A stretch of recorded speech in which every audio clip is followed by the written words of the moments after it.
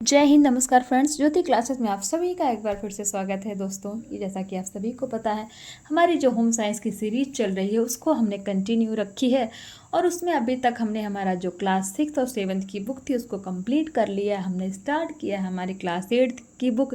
धीरे धीरे करके फ्रेंड्स हम अपने हमारी जो क्लास 12 है वहाँ भी हम पहुँच जाएंगे। इट मीन्स हम एक एक कदम आगे बढ़ते ही जा रहे हैं अपने लक्ष्य की ओर। और जो हमारा ये टारगेट है क्लास 6 to 12 की बुक पढ़ने का फ्रेंड्स एक ही है कि एक बार अपना जो आपका सिलेबस है होम साइंस का उसको आप अच्छे से पढ़ डालिए, फिर 2-3 बार रिवीजन कर डालिए, जिससे कि होम साइंस से रिलेटेड कोई भी एग्ज़ाम कहीं पर भी निकलता है आप किसी भी एग्ज़ाम को फ्रेंड्स क्रैक करने के लिए अपने आप को प्रिपेयर्ड पाएँ। तो आप सभी से रिक्वेस्ट है कि अगर आप भी जो हमारे न्यू व्यूअर्स जुड़े हैं ना, उन्होंने हमारी क्लास 6 और 7 की जो हमने पढ़ाई की उनकी वीडियोस नहीं देखा तो प्लेलिस्ट में जाइए। वहाँ पे आपको जितनी भी पढ़ाई अभी तक हमने की है उन सारे ही टॉपिक बहुत ही अच्छे भाषा में आपको कराए गए और वो सभी आपको फ्रेंड्स क्या है प्लेलिस्ट में मिल जाएंगे, जो कि हर एक टॉपिक को बहुत ही डिटेल में कराया गया है। और हाँ, एक छोटी सी रिक्वेस्ट और है कि जब भी आप वीडियोज़ को प्ले करते हैं ना, प्लीज़ वीडियो को पूरा देखिए, क्योंकि जब वीडियो आप पूरा देखेंगे तब भी आपको कोई कॉन्सेप्ट समझ में आएगा। क्योंकि आधा अधूरा ज्ञान फ्रेंड्स कोई किसी काम का नहीं होता। दो नाव पे पैर रख करके आप किसी भी किनारे नहीं पहुंच सकते हैं ना।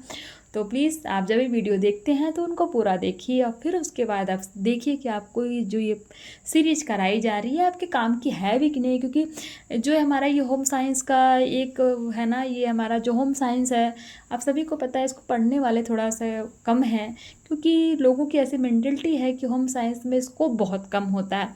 बट ऐसा नहीं है, नॉलेज की कमी है। होम साइंस में बहुत स्कोप है, बहुत अच्छे अच्छे से जो अपॉर्चुनिटी होम साइंस पढ़ने के बाद है। तो इसीलिए ये जो है ना इसकी पढ़ाई भी कम होती है। तो मैंने यही सोच करके ये सीरीज़ स्टार्ट किया कि लोग इसको पढ़ाते भी कम है और पढ़ते भी कम है। तो जितने भी हमारे होम साइंस के जितने भी हमारे व्यूअर्स हैं इस सीरीज़ से उनको काफ़ी हेल्प मिलेगी। और हाँ, जो हमारा अभी यूपी टीजीटी पीजीटी का एग्ज़ाम होने वाला है ना अप्रैल में, तो प्लीज़ उनको भी काफ़ी हेल्प मिलने वाली है इस वीडियो से। तो वो भी इस वीडियोज़ को आप खुद अगर कर रहे हो तैयारी, आपके कोई दोस्त हो, आपके फ्रेंड हो, तो उनके पास भी आप शेयर कीजिए। क्योंकि पढ़ाई तो ऑलमोस्ट उन लोगों की हो ही गई है। उससे क्या है ना कि आप रिवीजन कर रहे हैं तो उसमें ये वीडियोज़ आपकी काफ़ी हेल्प करने वाली है। और जो आगामी एग्ज़ाम हमारे आने वाले हैं होम साइंस से रिलेटेड, यानी कोई भी एग्ज़ाम आने वाले उसमें तो ये हेल्पफुल है ही है। तो चलिए फ्रेंड्स, ज़्यादा बातें नहीं करते हैं। और हाँ, नए जुड़े हैं तो प्लीज़ चैनल को सब्सक्राइब कीजिए, बेल आइकन प्रेस कीजिए, जिससे जब भी वीडियोस अपलोड हो सबसे पहले नोटिफिकेशन आपके पास पहुँचे और आपकी पढ़ाई कंटिन्यू बन सके। और हाँ, इस वीडियोस को मैंने जैसे अभी बोला, आप अपने दोस्तों के साथ शेयर कीजिए और समझ में आ रहा हो तो कमेंट करके जो है अपनी राय हमें अवश्य बताइए। और वीडियो को अच्छी लग रही है तो लाइक कीजिए, वरना आप डिसलाइक कीजिए, एज योर चॉइस। इसी के साथ शुरू करते हैं हमारा आज का टॉपिक। आज का टॉपिक है फ्रेंड्स हमारा सिलाई मशीन, सीविंग मशीन के बारे में हम पढ़ेंगे। तो फ्रेंड्स, इसको स्टार्ट करने से पहले जैसे हम हमेशा करते हैं, जब भी हम कोई न्यू टॉपिक स्टार्ट करते हैं, प्रीवियस में हमने क्या पढ़ा उसका एक बार कोई रिवीजन लेते हैं। तो प्रीवियस में हमने देखा था हमारा चैप्टर 12, इसमें हमने देखा था वस्त्र की कटाई तथा सिलाई के बारे में हमने जाना था। It means stitching of cloth के बारे में हमने पढ़ा था, जिसमें हमने देखा था कि वस्त्रों की सिलाई के लाभ, एडवांटेजेस ऑफ स्टिचिंग क्लॉथ क्या होते हैं, वस्त्र सीने के लिए आवश्यक नापें क्या होती हैं, ये इसके बारे में हमने देखा था। और साथ ही साथ हमने देखा था फ्रेंड्स वस्त्र का अनुमान लगाना और उसकी कटाई करना। It means presumptions of cloth and each cutting, इनके बारे में हमने देखा था। फिर हमने कुछ नमूने देखे थे फ्रॉक का, और फिर 10 वर्षीय बच्चे की फ्रॉक बनाने के लिए आप देख सकते हैं नाप लेना और उसको लिखना कैसे, इसके बारे में हमने देखा था। फिर ड्राफ्ट मेकिंग हमने देखा था, फ्रॉक की बॉडी के बारे में ये हमने देखा था, जो कि हमने आपको बताया था कि ये जो है आपके लिए कोई क्या है इम्पॉर्टेंट नहीं। क्योंकि फ्रेंड्स ये जो इन्होंने दे रखा है ना, ये मेजरमेंट ये कोई फिक्स नहीं है, इन्होंने एज अ एग्जाम्पल दे रखा है। क्योंकि ये प्रैक्टिकल कराते हैं, तो आपको पता है हमारे एग्जाम से प्रैक्टिकल होता नहीं, थ्योरी होती है। इसीलिए मैंने आपको बोला कि ये आपके लिए कोई इम्पॉर्टेंट नहीं है, क्योंकि ये एग्जैक्ट नहीं है कि आपको जब भी आपके एग्ज़ाम में ये आए तो ये मतलब एग्जैक्ट नहीं है। इसीलिए एग्ज़ाम में ये क्वेश्चंस आते भी नहीं, क्योंकि उन्होंने एज अ एग्जाम्पल एक आपको उदाहरण के लिए समझाने के लिए इन्होंने ये चीज़ दे रखी है। तो आप एज ए नॉलेज के रूप में आप इसको पढ़ सकते हैं। वैसे इसका कोई काम नहीं है, थ्योरी हमने देखना है। जो हमने देखा था फ्रॉक का घेरा, फिर हमने देखा था सिलाई कैसे की जाती है, हमारे लिए इंपॉर्टेंट है। लड़कियों का सादा कुर्ता बनाने के लिए कपड़े का अनुमान लगाना और काटना, ये भी हमने देखा था। फिर हमने देखा था सलवार के बारे में जाना था, सादी सलवार की नाप, सलवार कम घेर की सलवार कैसे बनाते हैं, ये भी हमने देखा था फ्रेंड्स। फिर हमने देखा था बेल्ट वाली सलवार की नाप कैसे ली जा सकती है।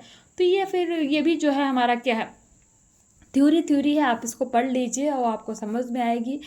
आप वीडियो देखना चाहते हो तो वीडियो देखिए, नहीं तो आप चाहे तो इसका स्क्रीनशॉट लेकर के आप पढ़ सकते हैं। और हमने देखा था फ्रेंड्स हमारा जो है इस चैप्टर का लास्ट में स्मरणीय तथ्य और की थी इसकी प्रश्नावली। और एज अ होमवर्क के रूप में आपको हमने दिया था अति लघु उत्तरीय, लघु उत्तरीय और दीर्घ उत्तरीय प्रश्न। आई होप आपने इन क्वेश्चन को सॉल्व किया होगा और ये क्वेश्चन आपसे सॉल्व हुए होंगे। तो ये था फ्रेंड्स हमारा प्रीवियस क्लास। आई होप आपका एक बार क्विक रिवीजन हो गया होगा। देखते हैं आज का हमारा जो टॉपिक है सीविंग मशीन के बारे में। सिलाई कला एक महत्वपूर्ण कला है जिसका ज्ञान प्रत्येक गृहिणी को होना चाहिए। पहले महिलाएं हाथ से ही क्या करती थी, वस्त्र सिला करती थी, परंतु सिलाई मशीन के आविष्कार ने सिलाई कार्य को बहुत अधिक सरल कर दिया है। सिलाई मशीन द्वारा वस्त्र मजबूत तथा कम समय में बनकर तैयार हो जाते। सिलाई मशीन कितने प्रकार की होती है, टाइप ऑफ सीविंग मशीन के बारे में जानते हैं। विज्ञान की प्रगति के साथ साथ सिलाई की मशीन के स्वरूप और मॉडलों में बदलाव होता रहा है। वैज्ञानिकों ने आधुनिक युग के मानव को पर्याप्त संख्या में सुंदर, टिकाऊ तथा आकर्षक वस्त्र उपलब्ध कराने की दृष्टि से निम्न प्रकार की सिलाई मशीनों की खोज कर ली। नंबर 1 हाथ की मशीन और नंबर 2 पैर की मशीन। यानी कि सिलाई मशीन कितने प्रकार की होती है, 2 प्रकार की, हाथ की मशीन और पैर की मशीन। इस मशीन को हाथ से ही चलाया जाता है। एक हाथ से मशीन का हत्था घुमाया जाता है और दूसरे हाथ से कपड़ा चलाया जाता है। प्रायः घरों में इसी प्रकार की मशीन का प्रयोग किया जाता है।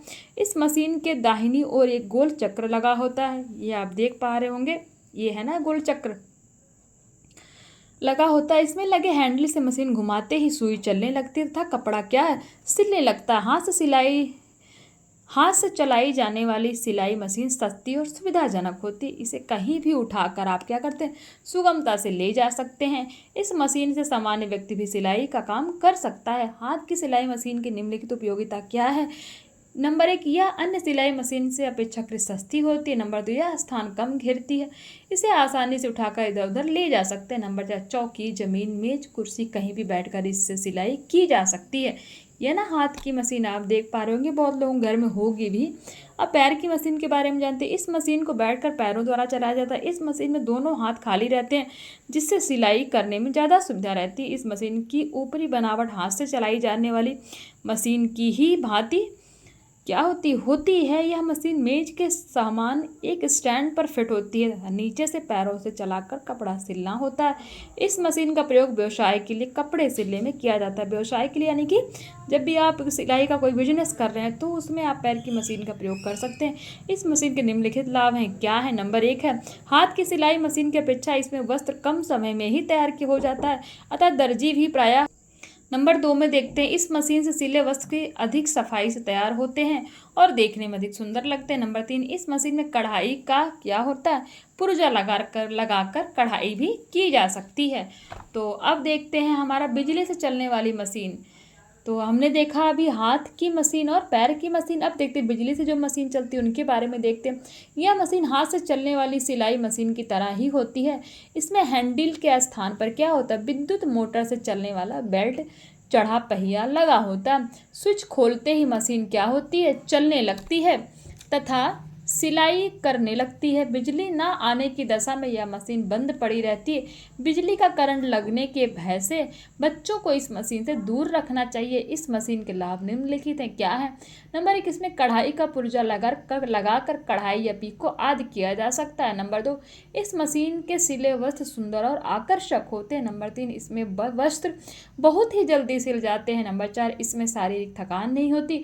नंबर 5 यह व्यावसायिक दृष्टि से उत्तम है।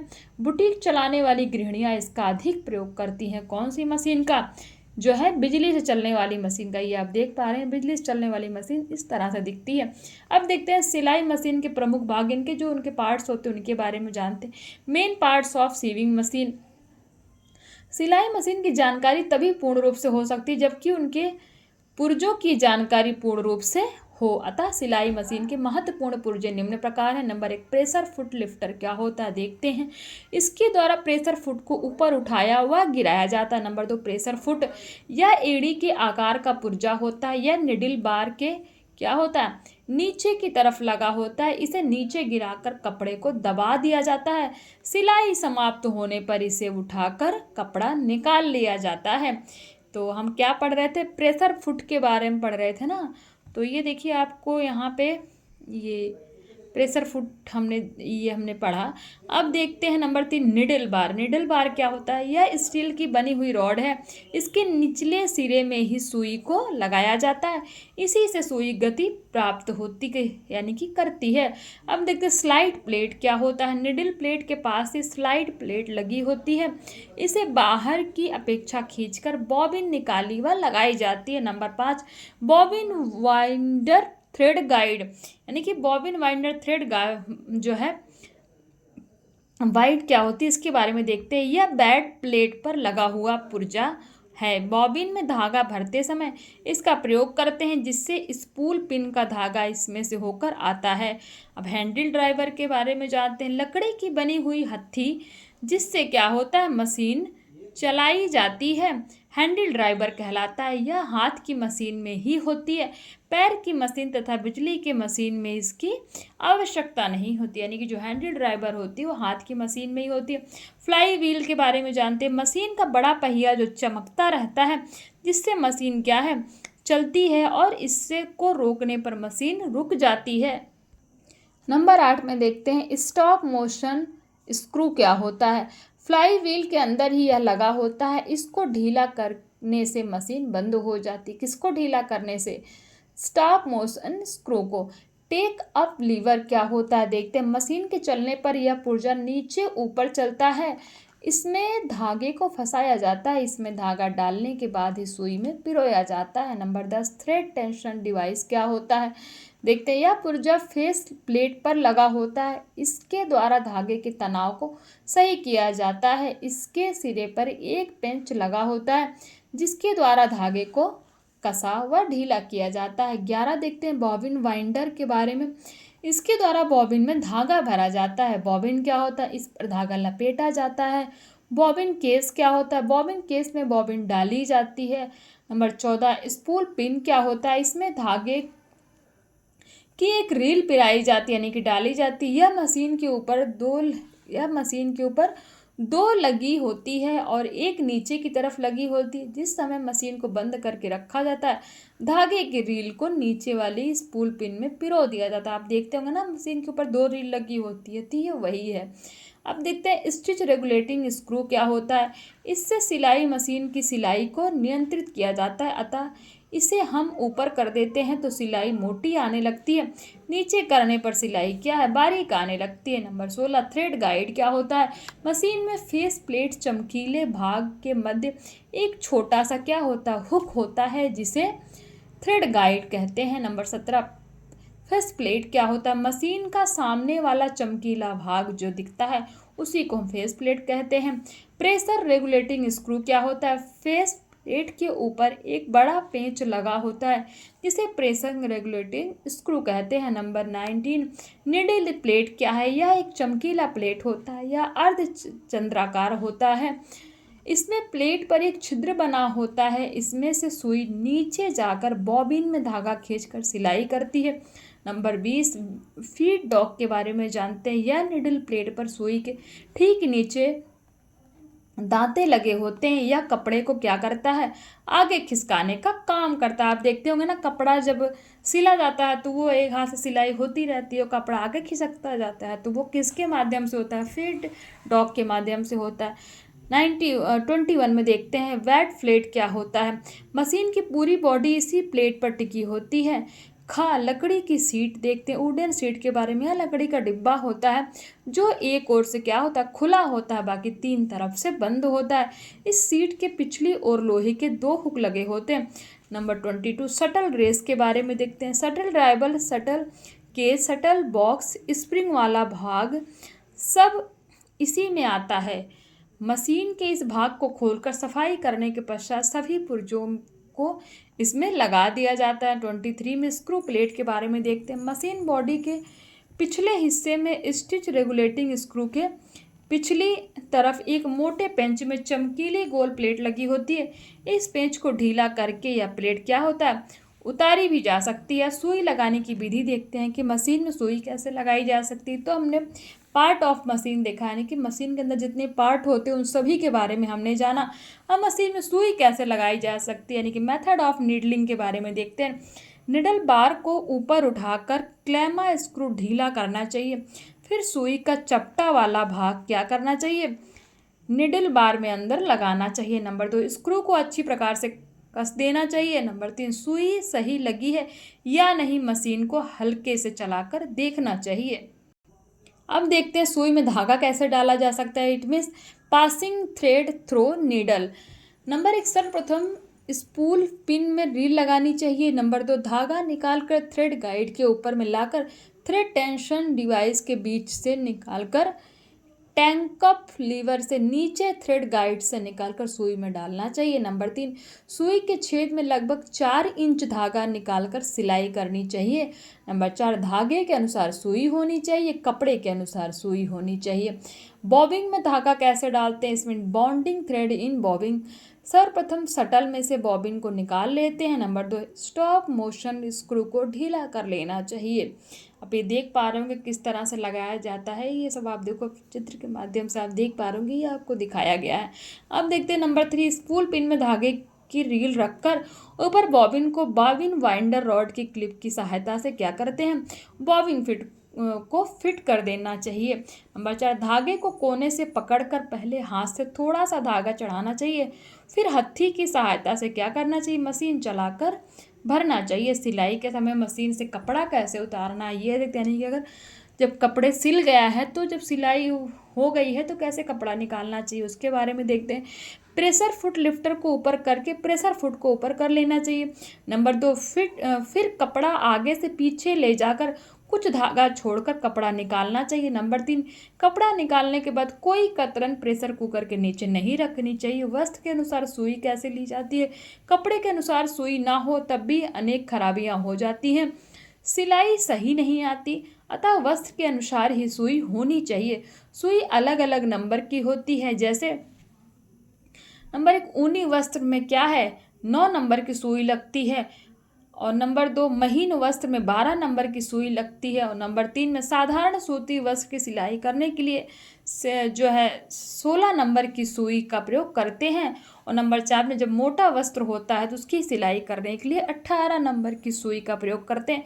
फ्रेंड्स, ये बहुत ही इंपॉर्टेंट है, सुई के बारे में आप देख लीजिए। ऊनी वस्त्र के लिए किस नंबर की सुई लगती है, महीन वस्त्र के लिए किस लिए लगती है, किस नंबर की लगती है, साधारण सूती वस्त्र जब आप बनाते हैं किस नंबर की सुई का प्रयोग करते हैं, मोटे वस्त्र की जब आप कपड़ा सिलते हैं तो उसके लिए किस नंबर की सुई का प्रयोग करते हैं, बहुत ही इंपॉर्टेंट है, इसको आप ध्यान रखिए।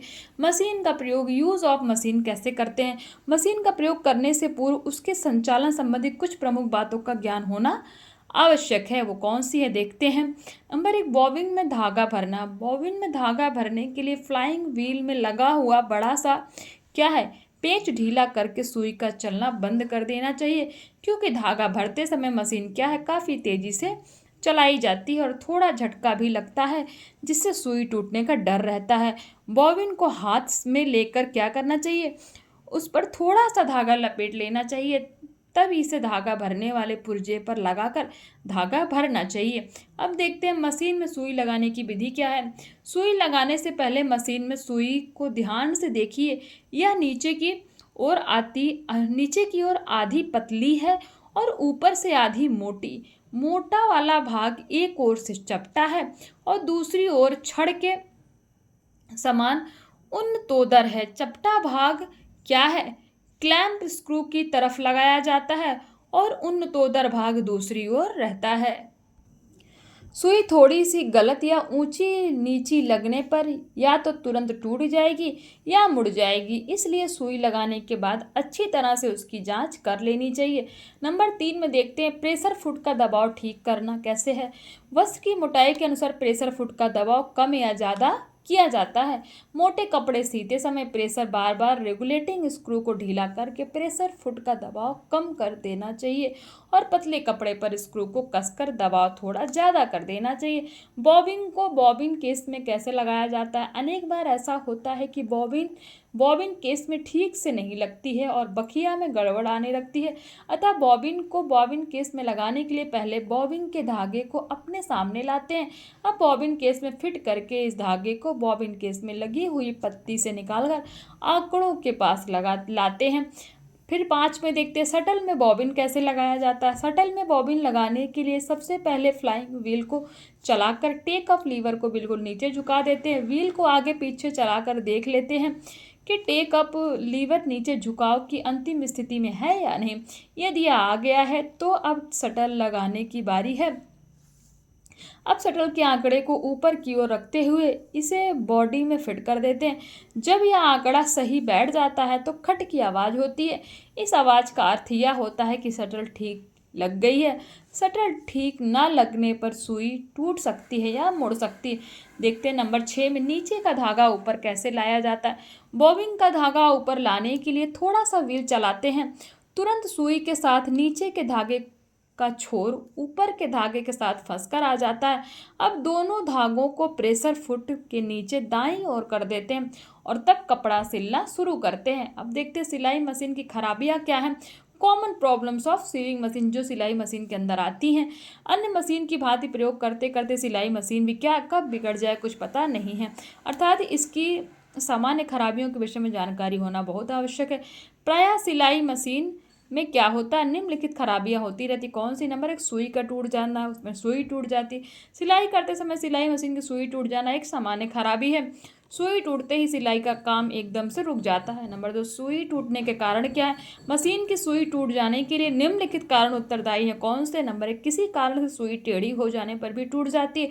नंबर 2 मोटे कपड़े सिलते समय यदि महीन कपड़े सिलने की सुई से ही काम किया जाए तो वह टूट जाती है। नंबर 3 सुई की उल्टी या ढीली फिट होने पर भी वह टूट जाती है। नंबर 4 सुई को यदि क्लैंप के भीतरी भाग तक फिट नहीं किया गया है तो सुई टूट जाती है। नंबर 5 मशीन में नीडल क्लैंप पेंच में पूर्ण रूप से न कसे जाने के कारण सुई टूट जाती है। नंबर 6 बॉबिन केस के ठीक प्रकार से फिट न होने पर भी सुई टूट जाती है। अब देखते हैं ऊपरी धागे का बार बार टूटना। सिलाई करते समय सिलाई मशीन का ऊपरी धागा बार बार टूटने लगता है जिससे सिलाई का काम रुक जाता है। सुई का धागा बार बार टूटने का कारण क्या है। सुई का धागा बार बार टूटने के निम्नलिखित कारण होते हैं। नंबर 1 ऊपर का धागा कसा हो या सुई से मोटा हो। धागा पतला हो या कच्चा हो। नीचे या ऊपर का धागा पतला हो। सुई कपड़े के अनुसार न हो। सिलाई में टेकअप लीवर ठीक काम ना कर रहा हो। नंबर 6 धागे में बीच बीच में गांठें हो। नंबर 7 धागा कहाँ फंस गया हो। नंबर 8 सुई मुड़ी हो। नंबर 9 बॉबिन में यदि अधिक क्या है धागा भर गया हो। नंबर 10 फ्लाई व्हील यदि उल्टा लगाया जाए। तो इन सभी के कारण से क्या होता है, सुई का धागा बार बार टूटने लगता है। अब देखते हैं मशीन का भारी चलना ना, वह आवाज़ आना। अगर जैसे मशीन है ना वो चलते चलते भारी चलने लगी, उसमें से आवाज़ आने लगी, तो उसके क्या कारण होते हैं। मशीन का भारी चलने का कारण यह है कि मशीन में तेल डालकर रख देना और काफ़ी समय तक सिलाई ना करना। इससे मशीन में तेल जम जाता है और मशीन भारी चलने लगती है। बेंजीन या पैराफिन देकर मशीन चलाने से जोड़ साफ हो सकते हैं। यानी कि जब भी ऐसी कोई प्रॉब्लम हो तो क्या करना चाहिए, बेंजीन या पैराफिन देकर मशीन चलाने से उसका जोड़ क्या हो साफ हो जाते हैं। बॉबिन का धागा टूटने का क्या कारण है। बॉबिन का धागा टूटने के निम्नलिखित कारण है। नंबर 1 बॉबिन का पेंच यदि अधिक कसा हो या ढीला हो। बॉबिन केस को यदि ठीक प्रकार से न लगाया गया हो। नंबर 3 नीचे का धागा कहीं अटक गया हो। नंबर 4 बॉबिन में यदि धागा अधिक लपेटा गया हो। नंबर 5 बॉबिन में भरा धागा बहुत पतला या मोटा हो। बखिया का ठीक से न आने का कारण क्या है। निम्नलिखित कारणों से बखिया ठीक प्रकार से नहीं आती। नंबर 1 मशीन के ऊपर व नीचे के धागे में असमानता होने पर। नंबर 2 ऊपर व नीचे का धागा सही न डाला गया हो। नंबर 3 शटल टूटा हुआ हो या शटल के धागे में तनाव सही ना हो। नंबर 4 शटल में धागों या रेसे फंस जाने पर। नंबर 5 सुई यदि सही ना लगी हो। नंबर 6 सुई अधिक घिसी हुई हो या नोक पुरानी हो। अब देखते हैं सिलाई में गुच्छे पड़ने के कारण, यानी कि जो गांठें पड़ जाती है ना उसके क्या कारण है। यदि बॉबिन ठीक से ना भरी गई हो। नंबर 2 सुई में धागा पिरोने का क्रम सही ना हो। नंबर 3 यदि ऊपर का धागा ढीला हो। नंबर 4 यदि सुई ऊंची लगी हो। नंबर 5 फील्ड डॉग या बॉबिन केस में कुछ फंसा हो। अब देखते हैं कपड़ा ठीक से न खिसकने का क्या कारण है। कपड़ा ठीक से न खिसकने के निम्नलिखित कारण होते हैं कौन से? नंबर 1, स्टिच रेगुलेटर सही कार्य न कर रहा हो। नंबर 2, फीड डॉग में कोई खराबी होने पर। नंबर 3, प्रेशर फुट का क्या है? दबाव कपड़े पर सही न पड़ रहा हो। नंबर 4, धागे में खिंचाव अधिक हो। बखिया का जगह छोड़ने का क्या कारण है? कभी कभी बखिया जगह छोड़ने लगती है। इसके निम्न कारण होते हैं। अब देखते हैं सिलाई मशीन में तेल कैसे देना चाहिए। मशीन में तेल स्टैंडर्ड कंपनी का ही डालना चाहिए। अधिकतर घरों में मिट्टी का, सरसों का तेल डाल देते हैं। यह तेल कभी नहीं डालना चाहिए। मशीन में तेल कुप्पी के से जो कुप्पी होती है ना, उसके छिद्रों में डालना चाहिए। बेकार कपड़े या कतरन पर मशीन चलानी चाहिए। बरसात में, ठंडे मौसम में थोड़ी देर मशीन को क्या करना चाहिए? धूप में रख देना चाहिए। इससे मशीन क्या होती है? हल्की चलती है। तो फ्रेंड्स, इसी के साथ ये चैप्टर हमारा कंप्लीट होता है। आई होप आपको समझ में आया होगा। और हाँ, चलिए फटाफट देख लेते हैं इसके स्मरणीय तथ्य और प्रश्नावली के बारे में। प्रत्येक बालिका को मशीन से वस्त्र सिलने का ज्ञान अवश्य प्राप्त करना चाहिए। सही बात है। सिलाई मशीन की जानकारी तभी पूर्ण रूप से हो सकती है जबकि बालिका को उसके पुर्जों की जानकारी पूर्ण रूप से हो। नंबर 3, सिलाई मशीन की सामान्य खराबियों को ठीक करना सीखना प्रत्येक बालिका को आना चाहिए। तो ये हमारा क्या था फ्रेंड्स? स्मरणीय तथ्य था। तो आप ये देख पा रहे होंगे क्या हमने सिलाई मशीन की खराबियां जो पढ़ी है ना फ्रेंड्स, ये सभी हमने पढ़ा। और ऊपर जो हमने बॉबिन को बॉबिन केस में डालना, शटल में बॉबिन, ये क्या मशीन के पुर्जे हैं, इनको कैसे आपस में जोड़ना, इनके बारे में हमने पढ़ा था। अब देख लेते हैं इसकी प्रश्नावली। सही विकल्प पर सही का चिन्ह लगाइए। मशीन मुख्य रूप से कितने प्रकार की होती है? तो हमने देखा 3 प्रकार की होती है। एक हाथ से चलती है, दूसरी पैर से चलती है और तीसरी क्या है? विद्युत से, यानी कि इलेक्ट्रिसिटी से चलती है। तो सिलाई मशीन कितने प्रकार की होती है? 3 प्रकार की होती है। अब देखते हैं मशीन का धागा टूटने का कारण क्या होता है? धागा का अटक जाना, धागों का कच्चा होना, बॉबिन का पेच कसा होना, या फिर ये सभी। तो ये सभी कारण हो सकते हैं किसके? मशीन का धागा टूटने का कारण है कि मशीन में धागा टूटने के ये सभी कारण हो सकते हैं। तो आंसर हमारा क्या हो जाएगा? ये सभी। निडिल बार में लगाते हैं कि निडिल बार में क्या लगाते हैं? निडिल लगाते हैं, शटल केस लगाते हैं, प्रेशर कुकर लिफ्टर लगाते हैं। तो निडल बार जो है, निडल बार में फ्रेंड्स आपको निडल ही लगाते हैं। अब रिक्त स्थान देखते हैं। सिलाई कला एक क्या है? महत्वपूर्ण कला है। सर्वप्रथम, ये बाय मिस्टेक मैंने लिख दिया था, सर्वप्रथम स्पूल पिन में क्या रील लगानी चाहिए? निडल नहीं होगा, स्पूल होगा। इस जो हमने पढ़ा था ना पार्ट, अभी स्पूल सीविंग मशीन का पार्ट था ना स्पूल, उसमें क्या है? पिन लगानी चाहिए। नंबर 3, मशीन की पूरी बॉडी बेड प्लेट पर टिकी होती है। तो ये था हमारा रिक्त स्थान। देखते हैं फटाफट सही गलत। सिलाई मशीन की सफाई का ध्यान रखना चाहिए, सही है। बिजली से चलने वाली मशीन में बस जल्दी सिल जाती है, ये स्टेटमेंट भी हमारा सही हो जाएगा। मशीन में तेल डालने की आवश्यकता नहीं होती, तो जी नहीं, ये स्टेटमेंट हमारा रॉन्ग हो जाएगा। मशीन में तेल डालने की आवश्यकता होती है। यदि सुई ठीक से ना लगी हो तो धागा बार बार टूटता रहता है, तो ये स्टेटमेंट भी फ्रेंड्स हमारा सही हो जाएगा। तो इसी के साथ हमारा जो ये चैप्टर कंप्लीट होता है। और साथ ही साथ एज अ होमवर्क के रूप में इसके अति लघु उत्तरीय प्रश्न और दीर्घोत्तरीय प्रश्न हैं। प्लीज़ आप इनका स्क्रीनशॉट ले लीजिए और हमेशा की तरह इनको आप सॉल्व करने की कोशिश कीजिए। कि क्वेश्चन आपसे सॉल्व होते हैं तो भी आप कमेंट करके बताइए कि आपसे हो रहे हैं कि नहीं हो रहे हैं, और फ्रेंड्स नहीं हो रहे हैं तो भी बट आप कुछ कमेंट अवश्य किया करिए, जिससे कि मुझे भी लगे कि आप पढ़ने में इंटरेस्ट ले रहे हैं। और हाँ, अगर मुझे आपको लगता है कि मुझे जो मैं ये मेथड आपको करा यानी कि पढ़ा रही हूँ, इसमें कुछ और कुछ इम्प्रूवमेंट करना है, कुछ चेंज करना है, तो प्लीज़ आप वो भी हमें अपनी राय बताइए, तो वो भी मैं कराने का अवश्य प्रयास करूँगी। इसी के साथ फ्रेंड्स आज वीडियो की आज की वीडियो थोड़ा लंबी हो गई, तो क्या करें, चैप्टर ही थोड़ा बड़ा था, तो चैप्टर के अकॉर्डिंग ही हम पढ़ते हैं अपने आप मर्जी से, तो फ्रेंड्स कुछ ऐड करते ही नहीं है ना, तो कोई बात नहीं। चैप्टर थोड़ा बड़ा था तो नॉलेज भी काफ़ी चीज़ों की हमने देखी। तो चलिए फ्रेंड्स, इसी के साथ आज की वीडियो समाप्त करते हैं। मिलते हैं ना आपसे नेक्स्ट क्लास में। तब तक के लिए जय हिंद, नमस्कार। हंसते रहिए, मुस्कुराते रहिए, एक दूसरे की हेल्प करते रहिए।